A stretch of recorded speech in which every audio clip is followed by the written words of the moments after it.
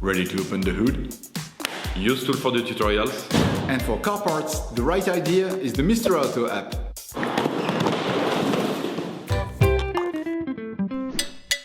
You will find the bulk inner and outer tie rods used in the video exclusively on the Mr. Auto website and through the link in the description.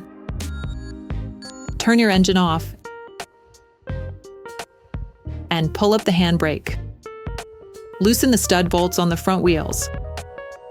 To be able to change the inner and outer tie rod on your vehicle, you must remove the wheels to gain complete access to the steering system. Lift the front of the vehicle. Place the vehicle on the axle stands. We strongly suggest watching our tutorial, raising your C4 safely, before carrying out this step. Don't forget to slide the wheels under the vehicle. Turn the disc inwards. This will facilitate the process. You can now see the outer tie rod end. As the components to be removed are very often seized up, don't hesitate to brush and to use penetrating oil to facilitate the operation. With a marker, trace a line between the axle joint and the tie rod end. It will help later during the disassembly and reassembly process. With a 19mm spanner, start by loosening the locking ring nut on the inner tie rod.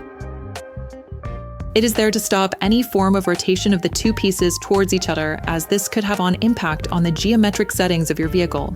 Hold the tie rod axle joint with a 13mm spanner to prevent it from turning. Brush the tie rod and retaining nut and spray with penetrating oil. Using a 16mm spanner, release the holding lug nut on the tie rod end. Remove the washer. If you do not have a ball joint puller, take a hammer and hit the lug nut hard just at the end of the threading. The ball joint should move away from the pivot. Only tap on the tie rod end pivot if you are changing the tie rod end, otherwise you risk damaging the threading. Paying close attention to the point of reference, unscrew the tie rod end, counting the number of turns necessary to extract the tie rod end. This will allow you to find an approximate setting when reassembling. For greater accuracy, use the mark drawn with a marker to return the Locknut to its initial position. Next, measure the distance between the Locknut and the end of the tie rod ball joint using a caliper. In any case, an alignment check will have to be carried out by a professional after performing this operation. Remove the Locknut from the axle joint. With pliers, remove the external metallic clip on the protective sleeve of the tie rod axle joint. With a flathead screwdriver, remove the internal metallic clip on the sleeve. Remove the inner collar.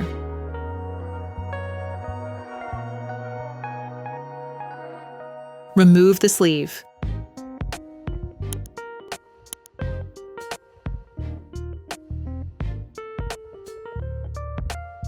With a cutter knife, cut the outer part of the sleeve. Using a tie rod iron or extractor, a specific tool for carrying out this job, you can now loosen everything without difficulty. To do this, insert the tool up to the fixed part of the tie rod, then with a socket wrench and a long extender force it in an anti-clockwise direction. If the tie rod axle joint is equipped with marks, release them using adjustable spanners. Okay, guys, if we can share this video with you and help you save a lot of money, is also thanks to our partner, Mr. Auto. So, if you want to support us and buy the part for this operation, visit their website. Okay, back to work. Remove the washer.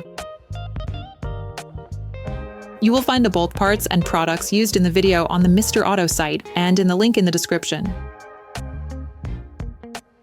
Take the new axle joint.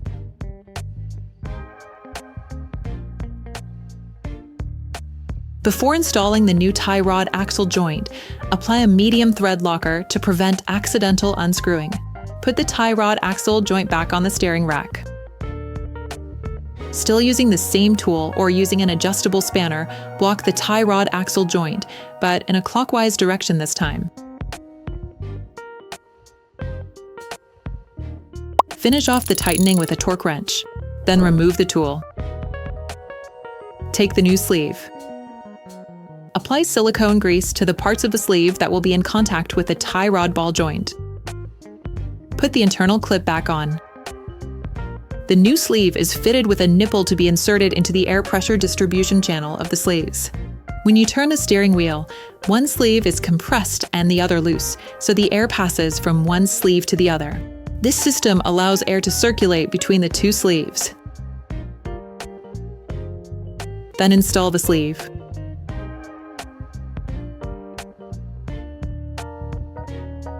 You can turn the wheels so that the sleeve is easier to thread into its slot. You can now crimp the collar with a special tool or with pliers. Then put the external clip in place and crimp it. Screw the lock nut back on until the distance measured with the caliper is reached.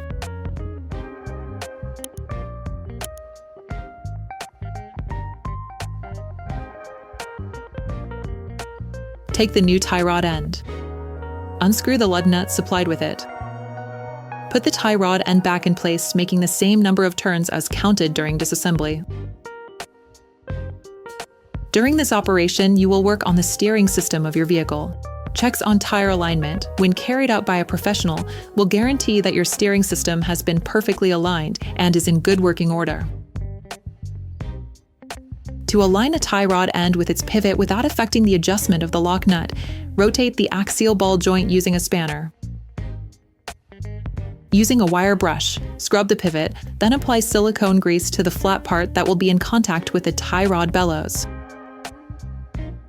Do not grease the inside of the cone. Replace the ball joint in the pivot.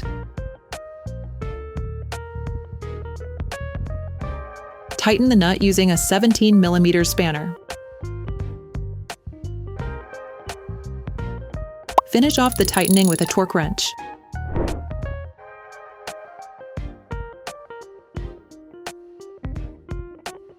Finalize the tightening of the lock nut using a 24mm spanner while holding the tie rod axle joint using a 13mm spanner to avoid damaging the tie rod end.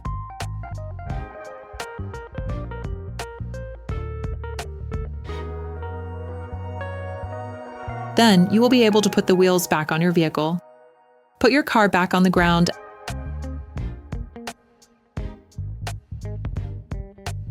and block the wheels properly. Operation completed. Hi, it's Theo from UseTool. I hope this video has helped you a lot in your car maintenance. We would be super grateful if you could spread the word so that we can produce even more tutorials. Simply give us a like, a comment, and hit that subscribe button. It really helps us boost the channel and help the whole community. Thanks a lot and have a great one.